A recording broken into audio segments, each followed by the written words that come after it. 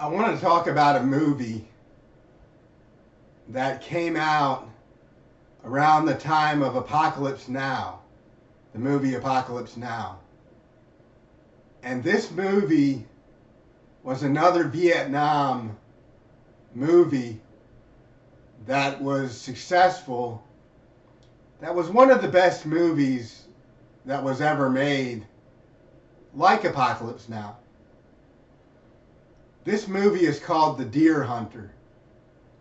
It was a movie with Robert De Niro and Christopher Walken. And I remember in the movie, in one scene of this particular movie, they were playing Russian roulette, and the Vietnamese were using American soldiers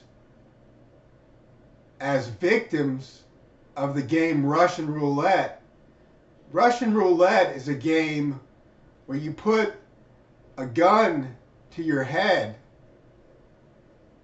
and you've got one bullet in the gun and you pull the trigger, and if it doesn't go off, you made it. And then they hand the gun to someone else and they put the gun to their head and they pull the trigger, and if it doesn't fire, they pass it to the next person and they put it to their head, and finally there's a bullet in the chamber and the revolver goes around to the bullet and the hammer goes off and someone gets their brains blown out. And that's how Russian roulette is. It's not a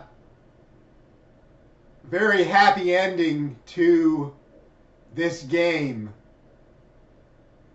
And in the movie The Deer Hunter, they're playing a game of Russian roulette, and one of the main characters gets his brains blown out in this movie. And you'd be surprised at how action-packed and how thrilling and suspenseful this movie really is, because it's one of the best Vietnam movies that was ever made.